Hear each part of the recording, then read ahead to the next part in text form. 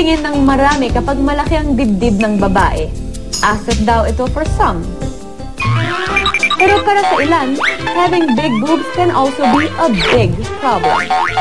Magandang gabi mga ka-Flashbook at welcome na naman sa isang S-list sa Lenslist. At tonight, boys, alis na kayo muna kasi usapan dibdiban kami ngayon. At hindi ako pro kasi hindi ako masyadong gifted sa area na yan. So, ngayon, kasama ko si Rufa May Quinto. Yes! Yeah! Hanggang gifted. Yan. Oh, kumusta ka ngayon? Ano ba yan? Bra agad. Oh, sige, okay naman. So, usapan tayo about yung Hinaharap. Oh. Diba? Dalaga pa lang daw si Rufa May nang mapansin niyang blessed siya compared to other girls her age. Kailan ka nagsimula mag-grow? Pag-grow nga ng pag-grow eh. Nung Sabi ko nga eh, growing up, diba? Ano siya, slowly growing. Feeling mo nung Ewan high ko ba't school. lahat yata ng kinakain ko doon napunta?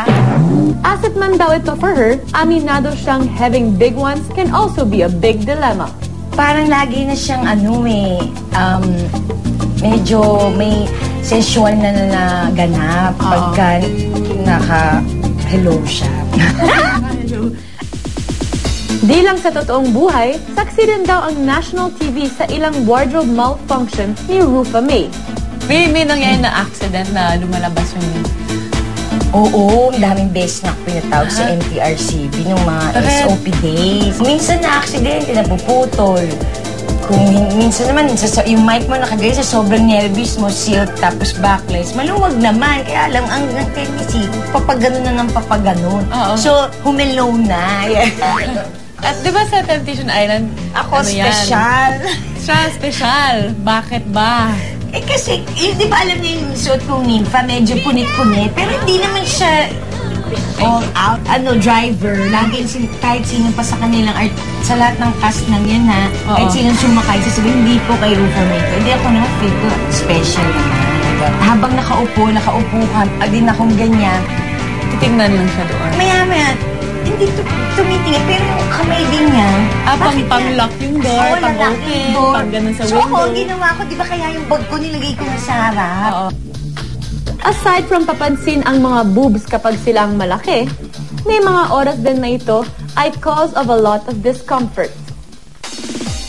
A good fitting bra is essential for big-breasted women just like Rufa May. Minsan pa nga ang hindi pagsusuot ng swak na bra nakakapagdulot daw ng pagsakit ng likod at balikat nating mga girls.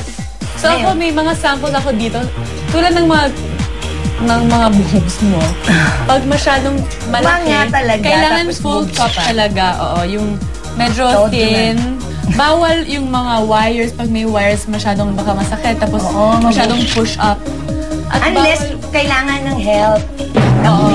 At bawal din yung mga ganito, yung half cup. Kasi ito magpupush ng sobra. Tapos baka magkaroon ng double chin. Oo, bawal ng push. Diba? Kailangan pursue. Yes. May mga secrets ka pagdating sa natatakpan ng mga... Para lumiit ng konti, yung illusion. Bandong. Yung kumbaga ang shape ng two-piece nyo, or damit. Pag ganon.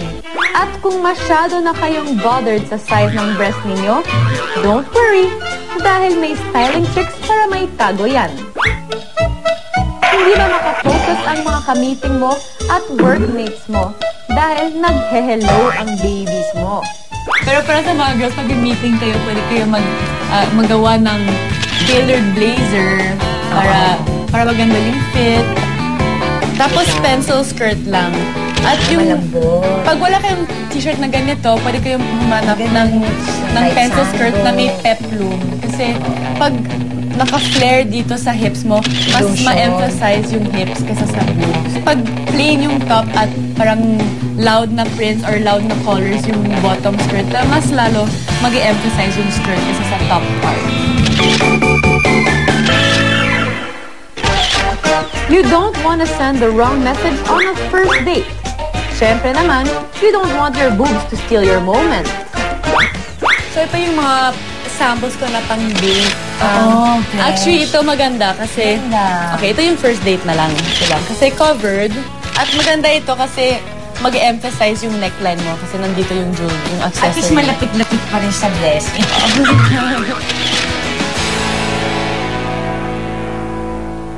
Kapag formal events naman tulad ng kasal, binyag o mga reunions, syempre, dapat sophisticated ang dating.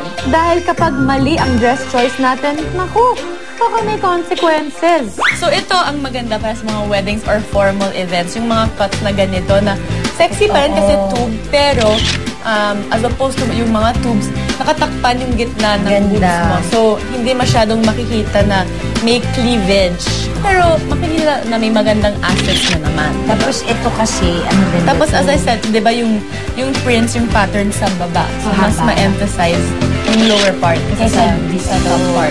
Dapat pala din yung damit ko. Oo, dapat contrary. Dapat ito blue yung palda mo. Oo, wag masyadong loud. Yeah. Sige. Sensya na. May mga baka last words kayo dyan para sa mga fans na gusto na hindi masyadong confident or may confidence or ano bang mga tips mo pagdating sa Guelskis? Basta lahat tayo may kanya-kanyang beauty, diba? Sexiness. Ano binigay, huwag ikahiya. O, diba girls, pag may boobs at pag hindi kayo komportable, don't worry, may paraan naman sa pananamit, or may mga special bras, may pag pwede kayo, may surgery na, diba, na bawasan yan. So, just do what makes you feel comfortable, diba? Anyways, sa susunod na S-List, we'll have many, many more interesting topics. So, see you guys next time. Salamat, Teach!